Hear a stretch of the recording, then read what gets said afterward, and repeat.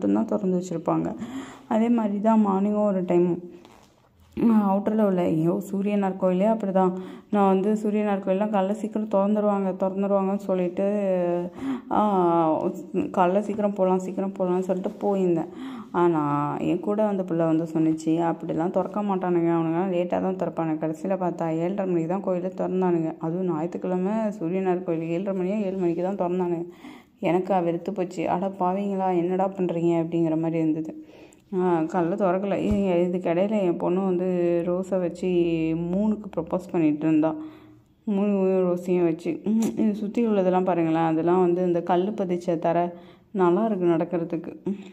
ஃபுல்லும் கல் பதிச்ச தர, அப்புறம் இல்லாட்டி அந்த மார்பிள்ஸு கல் அந்த மாதிரி இந்த இரும்பு கல்லெலாம் போட்டிருந்தாங்க. இதுதான் 2வது சிவன் கோயிலுக்குள்ள இது கொஞ்சம் நல்லா பெரிய கோயிலாகவே இருந்தது.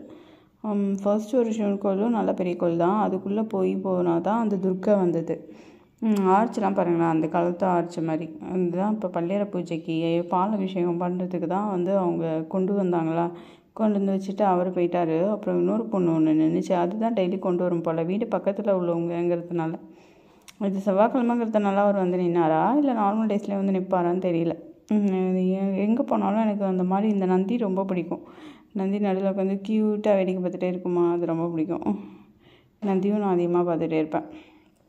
அப்புறம் இப்போ தான் பாருங்கள், பால் ஊற்றுறதுக்கு பால் ஃபுல்லாக எடுத்துகிட்டு போகிறாரா, அது ஃபுல்லாக பால் இருக்குது. அப்புறம் வந்து பூ இருந்து வச்சுருக்காங்களா, எடுத்துகிட்டு போகிறாங்க. இந்த மாதிரி கோவிலுக்கு பக்கத்தில் வீடு இருந்தால் அவ்வளோ சூப்பராக இருக்கும், எனக்கு ரொம்ப பிடிக்கும். அந்த மாதிரி சிவன் கோவிலுக்கு பக்கத்தில் என் வீடு இல்லையே நான் ரொம்ப ஃபீல் பண்ணுவேன். ஏன்னா வந்து சும்மா போய் பார்க்கலாம், அந்த காலம் பண்ணுறது, இது என்ன பண்ணுறாங்க, அது பண்ணுறாங்க, இது பண்ணுறாங்க அப்படின்னு சொல்லிட்டு. ஆனால் அந்த மாதிரி எங்கள் வீடு இல்லை. அதனால் நான் அதாவது சொன்னேன்னா வந்து என் டேடியும் வந்து சொல்லுவார், போது பக்கத்தில் உள்ள பிள்ளையார் கோயிலுக்கு போ, அதுவே எல்லா கோயிலுக்கும் சமம் தான், இங்கேருந்து அங்கே போறியா அப்படின்னு சொல்லிட்டு திட்டுவார். அப்போல்லாம் எங்கேயுமே விட மாட்டார். எங்கேயுமே விட மாட்டார். பக்கத்தில் போய் கோயிலுக்கு போனோம், பக்கத்தில் உள்ள பிள்ளையார் கோயிலுக்கு போ அப்படிம்பார். போங்க அப்படிம்பார். நானே கேட்க மாட்டேன். இன்னும் அந்த கோயிலுக்கு தான் நான் போவேன் அப்படின்னு அடம் பிடிப்பேன். ஐயோ ஒரே ஃபன்னாக இருக்கும். அதெல்லாம் நான் இன்னொரு ஸ்டோரியில் சொல்கிறேன். இது இப்போ நடை வந்து திறந்துட்டாங்க, திற திறக்காங்க, நடை திறக்காங்கன்னு சொல்கிறேன். ஒரு பால் ஊற்றுவார், அது இதில் தெரியுதா இல்லையான்னு தெரியல. இவர் வேறு நின்றுட்டே இருந்தாரா, அவரை வேறு எடுக்கலாமா எடுக்கக்கூடாதான்னு எனக்கு தெரியலையா. அதனால் பாதி கட் பண்ணி எடுத்தேன். பால் மட்டும் ஊற்றிட்டு மூடிட்டு அப்புறம் பெல் அடிச்சுட்டு பால் கொஞ்சம் கொடுத்துட்டு அதோட தீபார்த்தனை காமிச்சிட்டு நடை சாத்திட்டாங்க. அன்றைக்கின்னு இல்லை, எல்லா டேவும் அப்படி தான் சாத்துறாங்க. 7:30 7:40 7:45 சாத்திடுறாங்க. ஒரு காக்கா கிடையாது அந்த சைடு. அதே மாதிரி அங்கே உள்ள மக்களும் சீக்கிரம் தூங்கிடுதுங்கன்னு நினைக்கிறேன். லைட்லாம் நடையில் யாருமே போடுறதில்ல, அவங்கவுங்க வீட்டுக்குள்ளே தாவரத்துக்குள்ளே போடுறதோட சரி. வெளியில் அப்படியே சிப்புன்னு இருக்குது.